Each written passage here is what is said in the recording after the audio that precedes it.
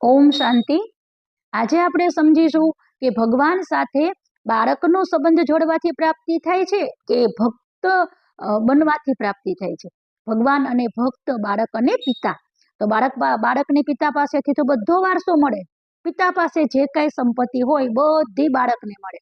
અને ભક્તને કેટલું મળે કે આપણી પાસે દુકાન હોય તો દુકાનમાં માણસ હોય તો આપણે શું કરીએ, એને પગાર આપીએ। તો પગાર કેટલો હોય, લિમિટમાં હોય। તો ભક્તને કેટલું મળે, લિમિટમાં મળે, બધું ન મળે, પણ બાળક હોય તો બાળકને બધું મળે। તો એક કહાની છે એવી કે એક વખત એક ભિખારી રાજાને ત્યાં જાય છે અને રોજ ભીખ માંગે તો રાજા રોજ આપે। તો ભિખારીને વિચાર આવે છે કે આ રાજા ક્યાંથી લઈ આવે છે, રોજ બધાને ભીખ આપે છે અને જેને જે જોઈતું હોય તે આપે છે। એક દિવસ ભિખારી વહેલો જાય છે, જઈને જોવે છે તો રાજા તો મંદિરમાં ભક્તિ કરે છે, હનુમાનના મંદિરમાં ભક્તિ કરે છે અને હનુમાનને કહે છે કે હે હનુમાનજી, મને એટલું આપો, એટલું ધન આપો કે હું બધી પ્રજાને પૂરી રીતે બધાને સંપન્ન કરી શકું।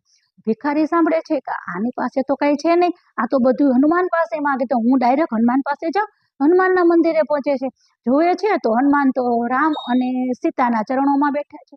તો ત્યાં જઈને જુએ કે હનુમાન પાસે કાંઈ નથી, એ શ્રીરામ પાસેથી માગે છે, તો હું રામના મંદિરે જાઉં ને। તો ભિખારી પાછો શ્રીરામના મંદિરે જાય છે, તો રામને જોવે છે તો એ તો શિવલિંગની પૂજા કરે છે। તો કે રામ પાસે કઈ છે નહીં, એ શિવ પાસેથી માગે છે, તો હું ડાયરેક્ટ ન કરું, ઇનડાયરેક્ટ શું કામ કરું, જાજુ મળે એવું જ કરે ને। તો એ શિવના મંદિરે જાય છે। તો ડાયરેક્ટ કરવાથી પ્રાપ્તિ થાય છે, ઇનડાયરેક્ટ કરવાથી ઓછી પ્રાપ્તિ થાય છે। કેમ કે ભક્ત આપણે કહીએ ને, એ ભગવાન હું તારા ચરણોનો દાસ છું, તો દાસને કેટલું મળે, ભીખમાં મળે એટલું મળે, અને બાળકને તો બધો જ વારસો મળે। એટલે પરમાત્મા પિતા ધરતી ઉપર આવી ચૂક્યા છે અને આવી અને કહે છે હું તમારો પિતા છું અને તમે મારા બાળક છો। પરમ આત્મા છે, પરમ પ્લસ આત્મા, આત્માના પિતા પરમાત્મા આ ધરતી ઉપર અવતરિત થઈ ચૂક્યા છે। ઓમ શાંતિ।